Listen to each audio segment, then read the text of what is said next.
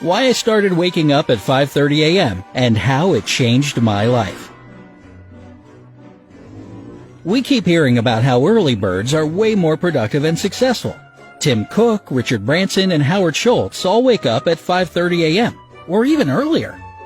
So one day, I decided to conduct an experiment to find out whether it's truly helpful or necessary. And this simple decision has definitely changed my life. But before we get into all the details, don't forget to subscribe to our channel and turn on notifications. Now you won't miss a thing. According to statistics, the average person in America rises sometime between 6 a.m. and 7:30 a.m.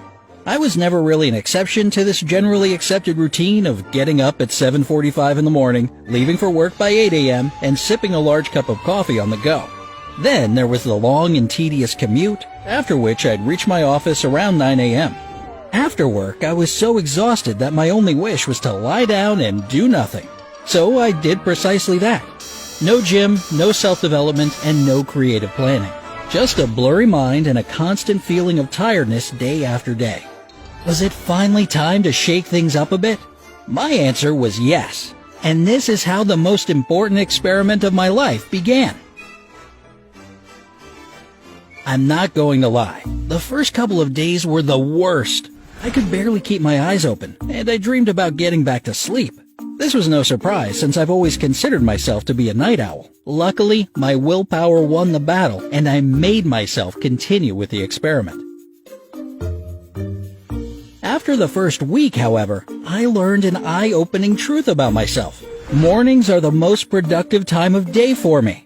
It was like finding out that your enemy is actually your closest friend. My productivity just kept getting better and better. I started to wake up with a clear mind, a well-rested body, and the ability to immediately concentrate on important tasks and set goals for the following day. It turns out that early rises give you way more time to do things than you'd ever imagine. I do so many tasks before starting work in the morning that I'm amazed by how I've already done so much when my family members haven't even woken up yet. Needless to say, by the time the evening rolls around, I have no more work left to do and can spend more time with the people I love. The greatest bonus ever! Another wonderful addition is being able to take my time. Before this experiment, I used to start my day by jumping out of bed, late as usual, and rushing to get myself ready. But I still usually arrived at work late. True story, right? I walked into my office looking disheveled and grumpy, barely awake, and behind everyone else. That's certainly not a great way to start the day.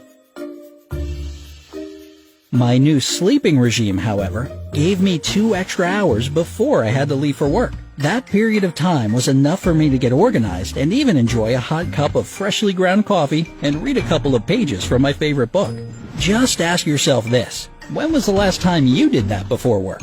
For me, this moment alone makes all the effort worthwhile.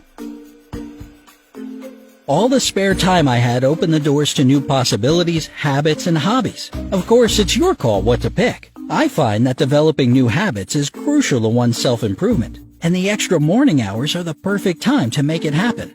So I dedicated mine to personal growth and planning. I added brand new things to my morning routine. It was typically brushing my teeth, shaving, and getting dressed. But during the experiment, I also gulped down a glass of warm water right after that and went to my desk to do some reading and planning for the day. No weekend break either. If you decide to try a similar experiment, don't forget that a morning ritual is much more than just a way to organize your morning routine. It helps you easily insert new habits among your old ones by chaining all the tasks together. Try to create your morning ritual in the form of a to-do list, and you'll form new good habits while perfecting your old ones. By the way, one of the habits you can pick up is working out. I know, training is no fun. Boo! Look, I'd rather be eating pizza too. But the thing is, you can always choose the exercises that you like. For example, if you hate burpees but love jogging, then just jog and forget about the burpees once and for all. If you can't stand push-ups but don't mind a plank, include it in your workout. Trust me, when your training session consists of the exercises that you find bearable and even enjoyable, it feels good. I quickly figured out that going to the gym right after work was most likely to be put off because of the other things that come up or simply because of tiredness. Morning exercises, on the other hand, can never get canceled. Thanks to the extra time I'd gained, I started jogging for 30 minutes every morning and lost about 4 pounds after a month. And I'm not gonna stop there. I'm on a mission here, guys. If you're an introvert and enjoy spending time alone in silence, you'll definitely have a new level of appreciation for early rises. And that's my favorite thing about them too. No kids yelling, no babies crying, no cars honking, and no television noise. The early morning hours are really peaceful. Nothing was distracting me from important tasks. I could easily gather my thoughts, plan ahead, and focus effectively on what I was doing at that moment. In the middle of my experiment, I found out that Jeremy Course, the former general manager of Microsoft, wakes up between 3:30 and 4 a.m. for the same reasons: clarity of thought and quiet time. During the following 2 hours in the morning, he usually does all his work that requires the most focus without any distractions. After all, as Pascal once said, the sole cause of a man's unhappiness is that he does not know how to stay quietly in his room. And waking up early will certainly help you learn the art of peacefulness. Getting to work also became much more comfortable. No one likes traveling in rush hour, and I'm no exception. But if you have a morning commute, you can take an earlier bus or train that is less busy and more pleasant to travel on, and you'll arrive more quickly. If you're a driver, you can avoid heavier traffic and reduce your journey time significantly. Or, better yet, you can start commuting by bike as I did during the experiment. One of the most pleasant forms of exercising ever. My breakfast meals also changed for the better. During my experiment, I found a fascinating article about a study conducted by Cross-Modal Research Laboratory of Oxford University in the UK. The study's results confirm that we should consume about 15 to 25% of our daily energy intake in our morning meal.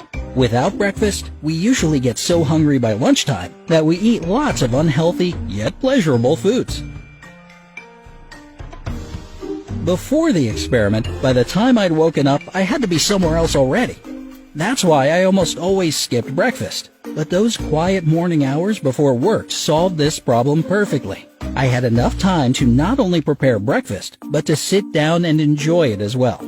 And after that, I'll never go back to my old, I'll just grab a snack ways. And last but not least, another bonus of my little experiment was the quality of my sleep. As a night owl, I used to go to sleep and wake up at random times. But when you have to wake up early, you have no other choice but to establish a proper sleeping schedule. During this month-long experiment, I realized that I don't need to stay in bed for 10 to 12 hours to get enough sleep. Waking up at 5:30, I feel rested and full of energy to start a new day. A regular sleep schedule improves the quality of your sleep and makes you feel better. And for all these reasons, my experiment never really ended. I still wake up at 5:30 every morning to enjoy my day to the fullest. Think about it. Maybe you want to try this adventure yourself.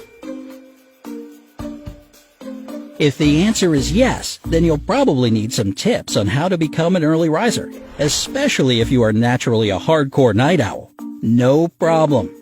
I went through the same transformation, and there are some incredibly useful things that helped me on my way. First of all, open your curtains before going to bed. The logic behind this one is simple. With the first rays of sun, you'll be forced to wake up. Setting a curfew for electronics can also be a great solution. According to the National Sleep Foundation, electronic devices make it more difficult for you to get to sleep because their blue light restrains the production of melatonin, the hormone that controls sleep cycles. So it's not a bad idea to withdraw from your phone, tablet, and TV at least an hour before bed if you want to improve the quality of your sleep. Of course, going to sleep earlier is a must. If you decide to get up 2 hours earlier, go to bed at least 2 hours earlier too. Only then will you get enough sleep. If you have trouble falling asleep, try reading in bed or listening to an audiobook. On the other hand, if you find it difficult to get up that early in the morning, put your alarm across the room from your bed. If it's right next to the bed, you'll shut it off or hit snooze and fall asleep again.